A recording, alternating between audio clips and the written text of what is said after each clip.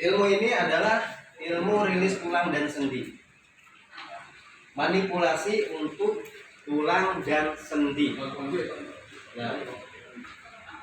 Orang yang praktisi kiropraksi disebutnya chiropraktor.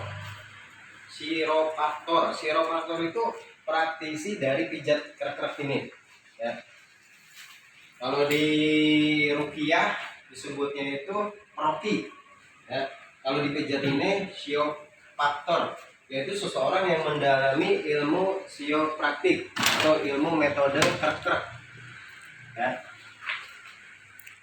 Diulangi lagi, ilmu ini berasal dari Kanada yang diadopsi oleh berbagai negara, yaitu Meksiko sama Thailand. Yang akhirnya diperkenalkan oleh Master Lee, ya, diperkenalkan di YouTube, ya. Makanya membuming. Terus di masyarakat ada penggantian nama, ada yang istilahnya krok-krok, ada metode krek-krek, abal-abal, ada. Itu personal branding. Personal branding itu citra diri, ya, pengiklanan diri sendiri. Misalnya jenengan terkenal sama pijat Pak Suwinto misalnya, itu harus ada, ya. Itu namanya personal branding, pencitraan diri supaya dikenal sama orang. Saya menguploadkan nama Muksin Junaidi, nama asli saya, nggak ada yang kenal. Tapi kalau Master Juna, ya, praktisi pengobatan. Jadi itu maksudnya ke personal branding, ya. Itu di dunia terapis itu ada 5M, boleh ditulis karena di situ nggak ada, ya. 1, mengenal. 1, mengenal.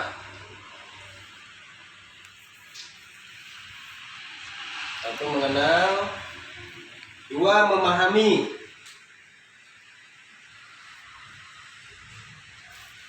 2, memahami. 3, membranding. Nah, membranding ini pencitraan, membranding, ya. Nah, 4, mengemas. Pengemasan yang biasa disajikan biasanya lewat YouTube, TikTok dan lain sebagainya, itu pengemasan, istilahnya skill sampean. Yang kelima adalah modifikasi. Ada ini nggak? Oh, ini ada.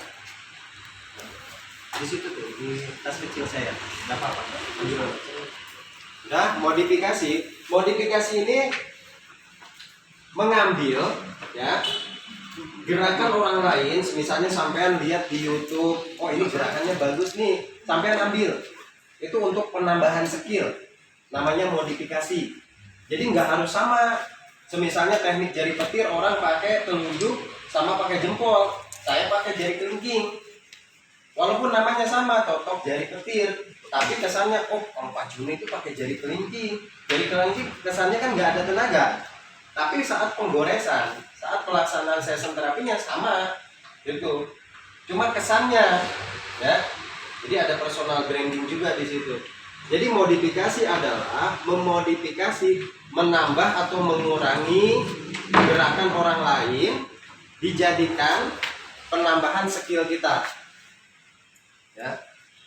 Menambah atau mengurangi skill atau teknik orang lain, menambah dalam skill kita, itu namanya modifikasi. Coba tolong baca satu orang, apa itu 5M dalam dunia terapis. Mengenal. 1, 2, memahami. 3, membranding. Mengemas. 5, modifikasi, ya. Itu entah di dunia holistik ataupun herbal, jamu herbal tetap sama, ya, 5M tersebut. Memahami, mengenal, membranding, terus mengemas sama modifikasi. Jadi jenengan misalnya ketika ketik di YouTube pijat Indonesia, oh untuk penanganan ini tuh kayak gini, ambil. Tapi jangan semuanya, tambahin dengan skill kita. Kalau saya kebanyakan skill pijat itu dimodifikasi dengan silat Cimandera. Jadi nanti ada gerakan-gerakan untuk mematikan lawan, tapi saya untuk dimasukkan ke ranah pijat untuk melancarkan aliran darah. Terus ada juga ada pitingan MMA. Ini masuk juga ke krek. Jadi untuk petarung itu biasanya untuk mematikan, mengunci.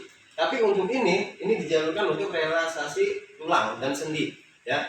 Itu masuknya ke modifikasi, ya. Untuk selanjutnya saya minta satu orang untuk peraga, boleh, dan sebutkan keluhannya. Nanti bisa dilihat gerakannya di buku. Jadi kita nggak bisa menerangkan semua teknik di buku itu ya. Salah satunya, Bapak mau, silakan Pak. Jadi kita langsung praktek. Bapak, apa keluhannya Pak?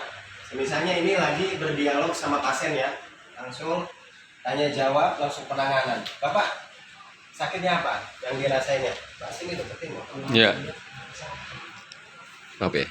Nah lihat ya, ini pun ini panjang sebelah, pendek sebelah ya.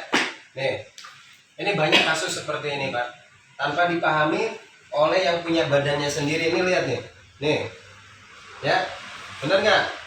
Lihat sini Pak, sini Pak, ya, nih, ini panjang sebelah, kiri pendek. Walaupun ini tidak berenturan gini, ya.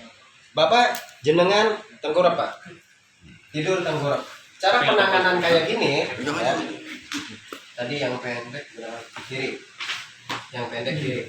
Nah, ya, ini bisa dimanipulasi dengan gerakan sederhana. Ini dipijat-pijat dulu bentar, ya, dipijat-pijat dulu ini. Ya. Jadi nggak asal krek-krek ya. Jadi tergantung apa, ngikutin keluhan si pasien kayak gimana. Metode krek-krek ini malah memperingan tenaga, nggak kayak pijat tradisional ataupun pijat urat. Kalau pijat urat itu lebih menekankan dengan tekanan tinggi. Nah, ini tuh udah ketarik Pak, kerasa ya Pak? Ini ketarik, walaupun sampai kelihatannya sederhana, kayak seperti main-main ini. Nih, ini yang dibenahin paha, pinggang, sama ini ya, tulang sepik, tulang bagian utama atau tulang ekor. Tahan dulu Pak. Ini 15 menit, 20 menit lakukan metode kayak gini. Bentar. Ya. Ini lagi dibenahin. Ini sederhana. Ini kalau misalnya biaya terapi, upah terapi satu kali krek-krek ini berapa? Di angka 200-250. Nggak ada yang sampai 100. Kalau pijat tradisional 100. Kalau ini minimal paling rendah itu 150. Nggak ada yang bisa yang 100. Ini biasanya kelas elit. Ya. Nah, kerasa ya Pak?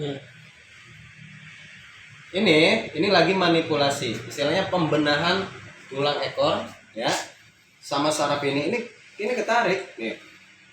Biarkan 10-15 menit. Padahal sederhana kayak gini. Ya. Nih. Kalau ini untuk pembenahan jantungnya, ya.